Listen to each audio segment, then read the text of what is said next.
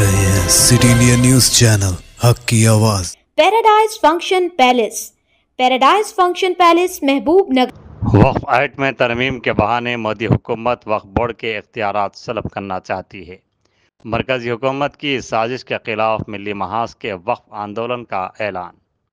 वज़ीर-ए-आज़म नरेंद्र मोदी की क़यादत वाली NDA 3 हुकूमत वक्फ एक्ट में तरमीम के बहाने वक्फ बोर्ड के इख्तियारात को सलब करना चाहती है।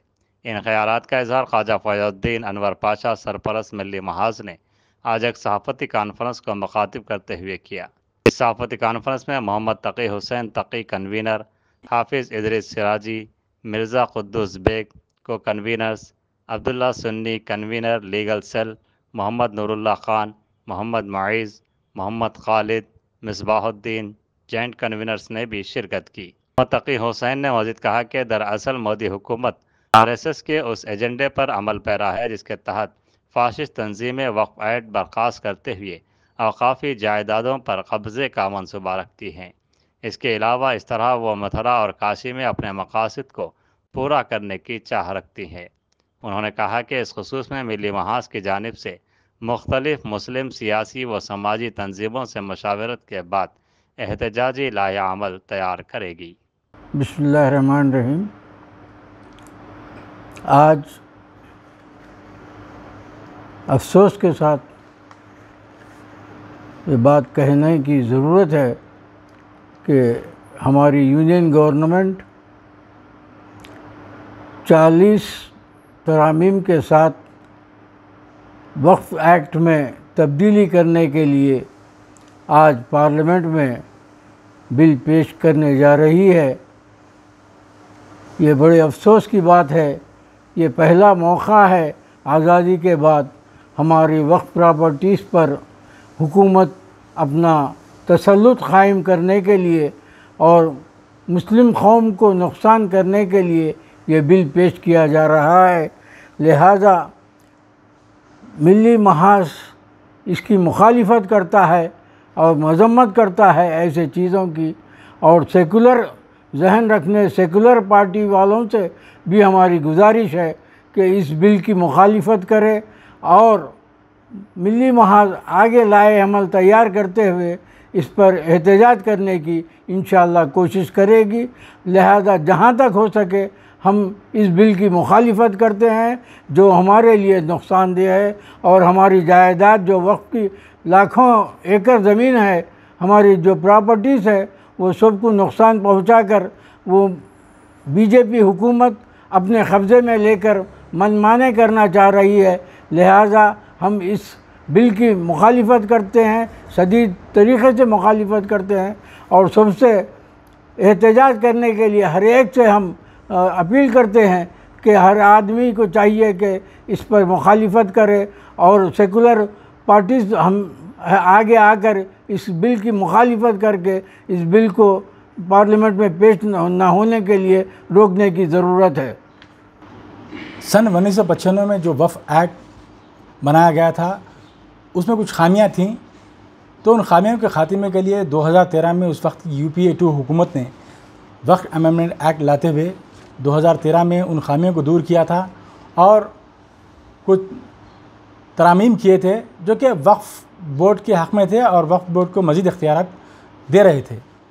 लेकिन आज जिस तरीक़े से NDA 3 हुकूमत, मरकज़ी हुकूमत जिस तरीक़े से वक्फ एक्ट में तरामीम के ज़रिए एक साजिश के तहत वक्फ बोर्ड के इख्तियार को सलब करने की कोशिश कर रही है, वो मुल्क के मुसलमानों के लिए नाकाबिल क़बूल है। अब बहाना ये बताया जा रहा है कि अब सेंट्रल वक्फ काउंसिल और रियासती वक्फ बोर्ड में ख़वातीन की नुमाइंदे को यकीनी बनाने के लिए हम ये वक्फ एक्ट में तरमीम कर रहे हैं। ये बात हुकूमत की जानिब से कही जा रही है जो कि मुख्तलिफ मीडिया रिपोर्ट्स में आ रही है। जबकि मैं बताना चाहता हूँ कि UPA 2 हुकूमत के 2013 के वक्फ अमेंडमेंट में ये कमेटियाँ तश्कील दी गई थी, जैसा कि वक्फ प्रोटेक्शन एंड कोऑर्डिनेशन कमेटीज़ तश्कील दी गई थी जो ज़िला सतह से लेकर कौमी सतह तक वो कमेटियाँ थीं। उन कमेटियों में एक खातून नुमाइंदे को यकीनी बनाया गया था कि जब ये कमेटियाँ मौजूद हैं तो फिर मज़ीद ख़वातीन की नुमाइंदगी की ज़रूरत क्या है। हम ये समझते हैं कि हुकूमत इस बहाने से पिछले दरवाजे से वक्फ एक्ट में तरामीम के ज़रिए वक्फ के जो इख्तियार हैं उसको सल्ब करना चाहती है। और जो सारे मुल्क में आज जो 8,70,000 औकाफ़ी जायदादें हैं, उन जायदादों पर जो वक्फ बोर्ड के हुकूक़ हैं उनको कमज़ोर करते हुए उन जायदादों को तबाह ताराज करना चाहती है। दरअसल मौजूदा हुकूमत RSS के उस एजेंडे पर अमल पैरा है जिसके ज़रिए अरसे दराज से RSS और दीगर फाशिस्ट तंजीमें चाहती हैं कि वक्फ एक्ट अबॉलिश कर दिया जाए, यानी कि ख़त्म कर दिया जाए और औकाफ़ी जायदादों पर कब्जा कर लिया जाए। यह मंशा उनका है और आज मोदी हुकूमत जो इंडिया 3 हुकूमत है उस पर अमल पैरा है। लेकिन मुल्क का मुसलमान, बाशऊर मुसलमान इसकी मुखालिफत करेगा और मिली महाज महबूबनगर भी इंशाअल्लाह इस वक्त ये मीडिया के ज़रिए आवाम तक, बिलखुसूस मुसलमान तक ये बात पहुंचाना चाहती है कि मुसलमानों को आज बेदार होना पड़ेगा। अगर आज हम बेदार नहीं होंगे तो हमारे जो असासे, जो हमारे असलाफ ने, हमारे बड़े बुज़ुर्गों ने जो असासे हमारे लिए छोड़े हैं, ये वक्फ की जायदादें क्या हैं? वक्फ की जायदादें कौम की तालीमी और माशी तरक्की के लिए छोड़ी गई हैं। अगर आज हम इन जायदादों के तहफ़्फ़ुज़ के लिए नहीं उठेंगे तो समझ लीजिए कि फिर आगे हमारा मुस्तक़बिल तारीख हो जाएगा। आज हम मिली महाज के ज़रिए आवाम से ये अपील करते हैं कि हुकूमत की इस साजिश के ख़िलाफ़ आपको कमर बस्ता होना पड़ेगा, जमहूरियत के दायरे में रहकर एहतजाज बुलंद करना होगा और हुकूमत को इस वक्फ एक्ट की तरमीम को रोकने के लिए हुकूमत पर दबाव बनाना होगा। इसके अलावा हम जो इंडिया इत्तेहाद है, सेकुलर इत्तेहाद, उससे भी अपील करते हैं कि वो लोग तमाम मिलकर इस बिल की मुखालिफत करें और इस बिल को पार्लियामेंट के दोनों आवानों में नाकाम बना दें। और साथ ही साथ हम तेलुगु देशम पार्टी के सरबरा चंद्रबाबू नायडू और जनता दल यूनाइटेड के सरबरा नीतीश कुमार साहब से भी अपील करते हैं कि वो मुसलमानों के ख़िलाफ़ होने वाले इस इक़दाम को, यानी कि मुसलमानों की जो जायदादें हैं, औकाफ़ी जायदादें, उनको तबाह ताराज करने के इस इक़दाम के ख़िलाफ़ अपना मौक़िफ़ इख्तियार करें और इंडिया अब वज़ीर आज़म को ये बावर कराएं, इनको उन पर ये प्रेशर बनाएं कि वो इस वक्फ अमेंडमेंट एक्ट से दस्तबरदार हो जाएं। उसके अलावा मैं हमारे रियासत की जो जमातें हैं, आंध्रा और तेलंगाना की जो जमातें हैं, जिनकी राज्यसभा में जिनके अराकीन की अक्सरियत है, लोकसभा में जिनकी नुमाइंदगी है, YSRCP और BRS से भी हम मुतालबा करते हैं कि वो अगर पार्लियामेंट में ये बिल पेश की जाती है, वक्फ अमेंडमेंट एक्ट की बिल पेश की जाती है, तो इसकी मुखालिफत में वोट दें। साबिक़ में जिस तरीके से ट्रिपल तलाक़ के मामले में गैर हाजिर होकर यह कहा गया था कि हमने तायद नहीं की, अगर उस तरह की शरारत इस बार करेंगे, अगर गैर हाजिर होंगे तो फ़ायदा रास्त फिर भारतीय जनता पार्टी को, सरकारी बेंचेस को होगा, क्योंकि तादाद कम होगी, इस तरह उनके पास अक्सरियत आ जाएगी। आज इंडिया के पास राज्यसभा में अक्सरियत नहीं है और अगर ये 2 जमातें YSRCP और BRS इस बिल के ख़िलाफ़ वोट देती हैं तो ये बिल राज्यसभा में आसानी से गिर सकता है। लिहाजा हम के चंद्रशेखर राव साहब से और YS जगनमोहन रेड्डी साहब से अपील करते हैं कि आप अपने अराकीन को ये हिदायत दें, अगर बिल पार्लियामेंट में पेश होता है तो वो इस बिल के ख़िलाफ़ अपने वोट का इस्तेमाल करें और इस बिल को नाकाम बनाएं। मरकज़ की हुकूमत की जानिब से वक्फ अमेंडमेंट बिल पेश किए जाने के बाद मीडिया की जानिब से जो सामने आई है, इससे मुसलमानों में तशवीश की लहर पाई जाती है। वो इसलिए कि 1950 में प्रॉपर्टी कस्टोडियन लॉ लगाकर जिस तरह से मुसलमानों की जायदादों को सल्ब कर लिया गया था और जो कुछ बचे हुए ज़मीनात थे वो वक्फ़ को करने लगे थे। उस वक्त 1955 में वक्फ़ क़ानून लाया गया था उसके तहत, तो तभी से ये कोशिश की जा रही है थी कि मुसलमानों के जो वक्फ़ की गई इमलाक को किस तरह से सल्ब किया जाए। इसीलिए वक्फ़ के क़ानून में हमेशा तो नरमी अख्तियार करते हुए वो कई ज़मीनात के ऊपर क़ाबिज़ीन ने कब्ज़ा करते हुए अदालतों की तरफ ज़ेर इल्तवा बनी हुई थी और जो कुछ रह गई थी ज़मीनें, उसके लिए अभी जो वक्फ अमेंडमेंट बिल जो लाया जा रहा है, हिंदुस्तान में 2 तरह की जुडिशल है मजिस्ट्रेट है, एक जुडिशल मजिस्ट्रेट है, एक एग्जीक्यूटिव मजिस्ट्रेट है।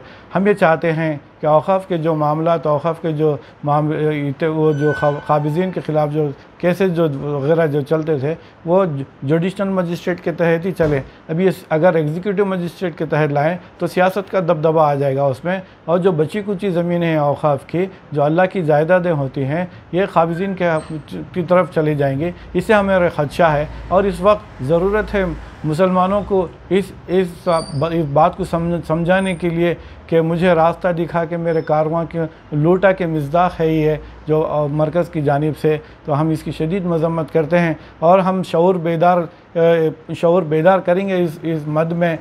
मिली महाज की जानिब से तमाम अज़लाओं का अहाता किया जाएगा, तालुक़ों का, शहरों का और गाँव का, कस्बों का, और जो है ना खरिया हम घूम के हम ये शऊर बेदार करने की कोशिश करेंगे। इंशाअल्लाह उस वक्त तक हम खामोश नहीं बैठेंगे जिस वक्त तक मरकज़ी हुकूमत वापस ना ले बिल ये। लिहाजा आप मीडिया की जानिब से हम अदबन गुजारिश करते हैं कि वो मेरे जितने भी कौम के जो लोग हैं उन सब को जो है ना इसमें हिस्सा लेते हुए एहतजाज करने की ज़रूरत है। अस्सलामु अलैकुम रहमतुल्लाहि व बरकातुहू। मिली महाज महबूब नगर, सबसे पहले मैं हमारे और मेरी पार्टी के साबिक़ चीफ मिनिस्टर के चंद्रशेखर राव साहब और उसी तरह हमारे टीआरएस पार्टी के वर्किंग प्रेसिडेंट जनाब केटीआर साहब से एक गुजारिश ये करता हूँ कि साबिक़ में टीआरएस पार्टी 3 तलाक बिल के टाइम पे पार्लियामेंट से वॉकआउट किया था, जिसका खामियाजा हमको ये इलेक्शन में भुगतना पड़ा। तो ये एक अच्छा मौका हमारी टीआरएस पार्टी के पास है कि जो मरकज़ी हुकूमत, एनडीए की हुकूमत जो वक्फ़ एक्ट के ख़िलाफ़ वक्फ़ बोर्ड को कमज़ोर करना और मुसलमानों की प्रॉपर्टीज़ के ऊपर नज़र डालते हुए और मुसलमानों की प्रॉपर्टीज़ जो प्राइम प्रॉपर्टीज़ बन चुकी है औक़ाफ़ के, उसको हड़पने की कोशिश कर रहे हैं, उसके ख़िलाफ़ आवाज़ उठाने का हमारी पार्टी बीआरएस पार्टी और केटीआर साहब के पास एक अच्छा मौका है कि वो मुसलमानों को दोबारा एतमाद लेने के लिए।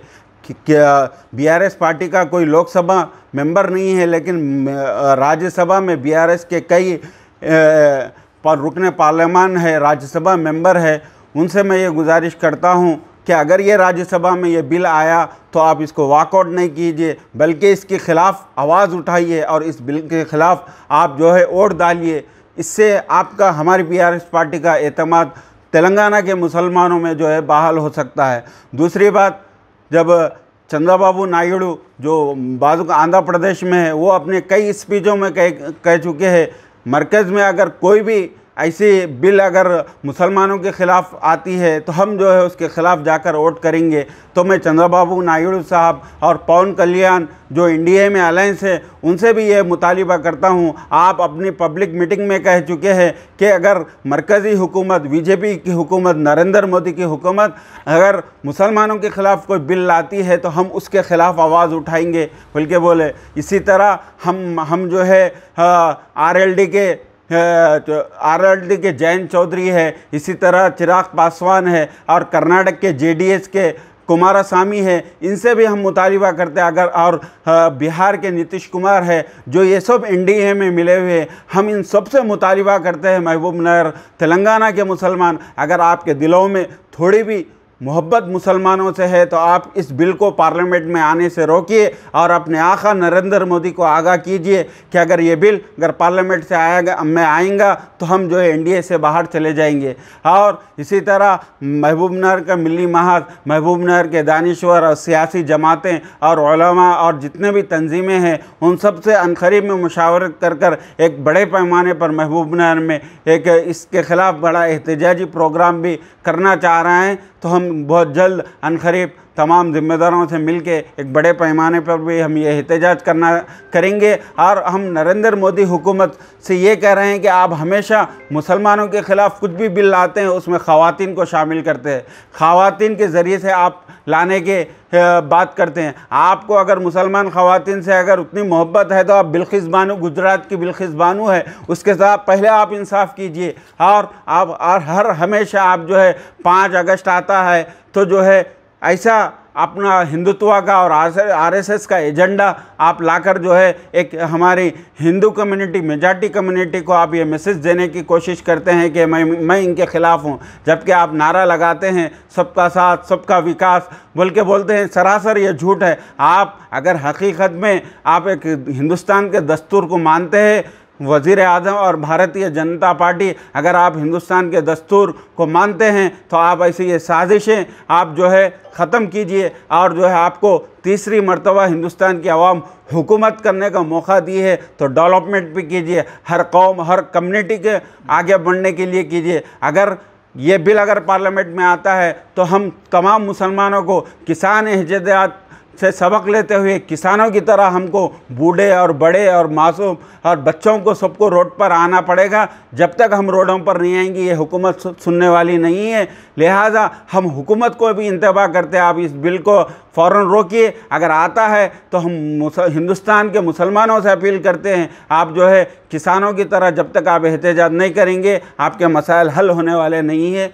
मुझे जो मौका दिया है शुक्रिया, खुदा हाफिज़। అస్సలాము అలైకుం। భారతదేశంలో ఏదైతే మరో ఒకటి న్యాయానికి చట్టంగా వ్యతిరేకానికి ఒక లా తేబోతున్నారో అది వక్ఫ్ బోర్డ్కి చెందినది। వక్ఫ్ బోర్డ్ 1951లో ఏదైతే పార్లమెంట్లో వచ్చినదో 2013లో దానికి న్యాయపరిమితమైన దానికి హక్కులు ఇవ్వడం జరిగింది। మరి ఈరోజు సెంట్రల్ గవర్నమెంట్ బీజేపీ గవర్నమెంట్ ముస్లింల హక్కులను అధిగమించడానికి ముస్లింల ప్రాపర్టీస్ని గుంజుకోవడానికి ఏదైతే చట్టంలో అమెండ్మెంట్లో దాంట్లో నివారణ చేయడానికి ఏదైతే చట్టం తెస్తుందో ఇదంతా చట్ట వ్యతిరేకం। అదేవిధంగా ఈరోజు మిల్లీ మహాజ్ మహబూబ్ నగర్ ఈ రాష్ట్రంలో తెలంగాణ చీఫ్ మినిస్టర్ రేవంత్ రెడ్డి గారికి మరియు ఆంధ్రప్రదేశ్ చీఫ్ మినిస్టర్ చంద్రబాబు నాయుడు గారికి వాళ్ళందరికీ సూచనలు ఇవ్వడం జరిగింది, లెటర్లు కూడా ఇవ్వడం జరిగింది। మరి అదేవిధంగా చట్ట పరిపూర్ణమైన చట్టంలో ఉన్న వక్ఫ్ బోర్డ్ దాని నియమాలను వ్యతిరేకంగా తేయడానికి ఏదైతే బీజేపీ ప్రభుత్వం కుట్ర చేస్తున్నదో ఇది పెద్ద కుట్ర, ముస్లింల వ్యతిరేకంగా కుట్ర అని భావిస్తున్నాము। అదేవిధంగా మహబూబ్ నగర్ నుంచి ఏదైతే తెలంగాణ రాష్ట్రంలో ఉన్న 8 కాంగ్రెస్ ఎంపీలకు కూడా నేను మా మిల్లీ మహాజ్ నుంచి తరఫు నుంచి విజ్ఞప్తి చేస్తాము, ఎప్పుడైతే పార్లమెంటులో రాజ్యసభలో ఈ బిల్లు వస్తుందో దానికి వ్యతిరేకంగా మీరు పక్కా దీనికి వ్యతిరేకంగా ముస్లింల హక్కులకు లోబడి ఓటేయాలని అడుగుతున్నాము। జజాకల్లాహ్, అస్సలాము అలైకుం।